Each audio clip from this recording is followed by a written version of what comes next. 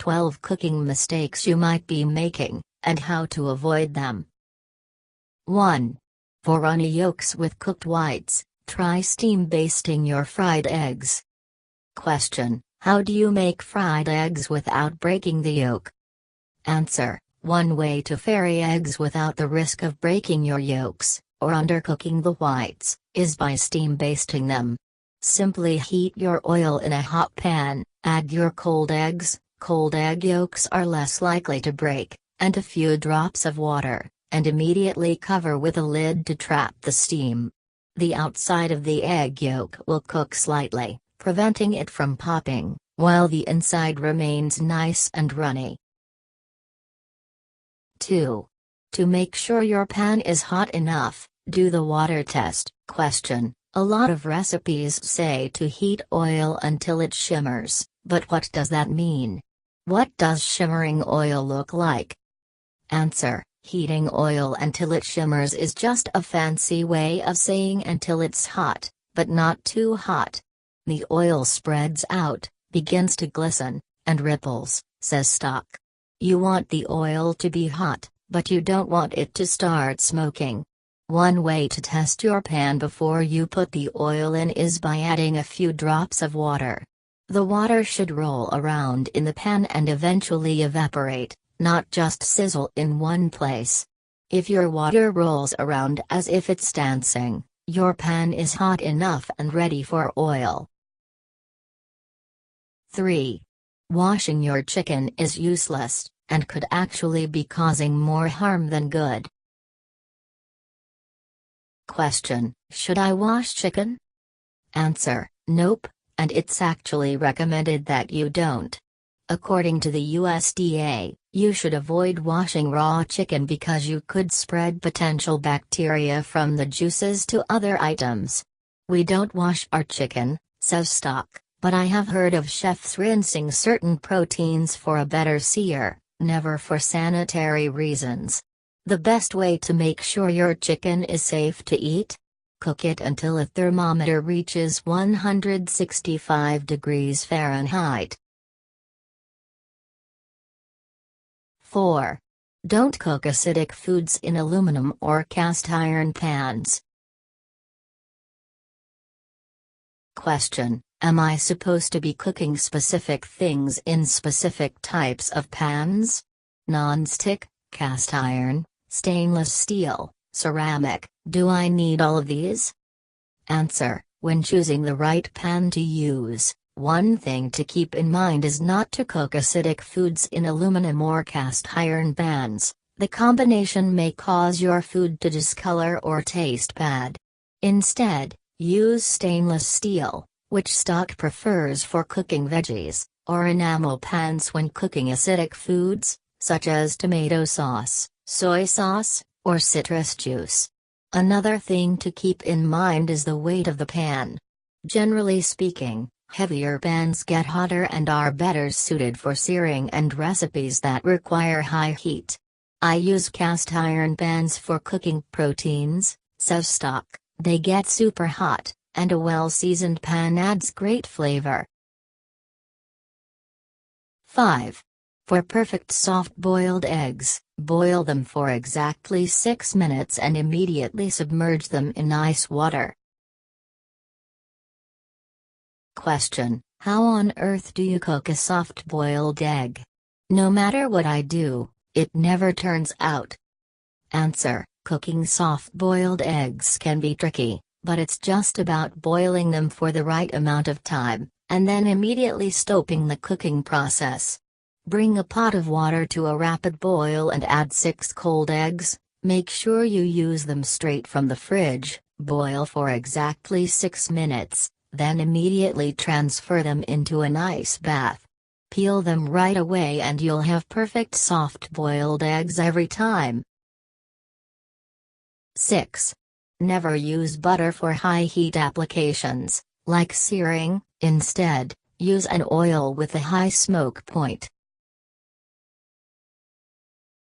Question: what's the best oil for searing at hot temperatures? My husband insists we sear steaks in butter, which makes the house smoky. Answer: If you want to cook your steak in butter, start cooking it in an oil with a high smoke point, such as avocado or safflower oil, and finish it with butter at the last minute. This will give you that delicious butter flavor without burning the milk solids. Alternatively, you could make a compound butter. Instead of cooking with butter, says Stock, we make a compound butter, a mixture of butter and herbs, to serve with our steaks so you get that fatty, salty flavor without the risk of burning it. Anytime you cook at a high temperature, like stir-frying, searing, or deep frying, choose an oil with a high smoke point to prevent it from smoking up the house and developing an undesirable flavor. 7. To prevent lumps in your gravy, add your liquid in steps instead of all at once. Question: how do I make my sausage gravy lump-free? Answer: anytime you add liquid to a roux, you want to do it slowly. If you add it all at once, the roux won't break down and lumps will form. This can happen when making cheese sauce, Alfredo, sausage gravy, anything that's thickened with a roux. The trick is to go slow, add just a little bit of hot liquid at a time, and whisk until smooth. It's important that the liquid you're adding to your roux is hot, explains Stock. If you add a cold liquid to a hot roux, you'll end up with lumps of undissolved flour. 8. For a cheap cut of meat that has a ton of flavor, go with a flank or skirt steak. Just make sure you don't overcook them. Question: how do you choose a good steak on a budget? Answer: 2 cuts of beef that chefs love, because they're both delicious and affordable, are flank and skirt steaks. Both of them are quick cooking, super flavorful, and only cost about $6 a pound. The only downside is that both of the steaks can easily overcook, so make sure to keep an eye on them and always cut them against the grain. 9. Cuts of meat that have the words chug, brisket, or round in them should be cooked for a long time. Question: whenever you cook beef, why do you have to either pan fry it quickly or slow cook it for hours? Answer: this comes down to the cut of beef you're using. As a general rule, cuts that are called chug, brisket, or round require a long cooking time. This is because the slow cooking process breaks down the connective tissues and makes them tender. For other steaks, such as strip, flank, or skirt steaks, cooking quickly makes sure that the meat doesn't dry out and become overcooked. It's all about pairing the right cut of meat with the right cooking process. 10. If your fish still has scales, simply run your knife along them to pop them right off. Question: do I need to scale fish before cooking it? Can I cook it with the skin and scales on and still eat the skin? Answer: always scale them, says Stock. The best, and easiest, thing to do is simply run your knife against the skin to remove them. Don't bother with those fancy fish scalers. Once you see a netting pattern instead of a shiny scale pattern, you're ready for cooking. 11. Don't throw away your fryer oil, save it for another use. Question: what do you do with all the oil after you deep fry something? I've never tried any recipes that require deep frying because I don't know what to do with the oil afterward. Answer: fryer oil can actually be used several times, if stored properly. The trick is to completely cool it down, strain it through a fine mesh strainer or cheesecloth, and transfer it back into the bottle. By removing any leftover cooked bits, your oil will stay fresh and can be reused several times. 12. To extract the most flavor, bloom your aromatics in oil. Question: What does it mean to build layers of flavor and how do you do it? Shouldn't you just be able to add all the ingredients at once and be good?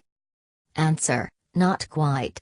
Layering flavors is all about what ingredients you're putting in a dish, and in what order.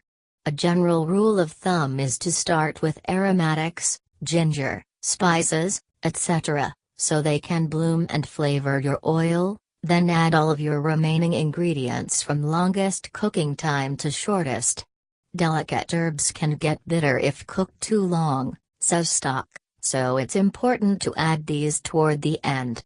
Chefs also layer flavors by seasoning with acid, toasting spices, and using several other techniques that amp up flavors and bring food to life.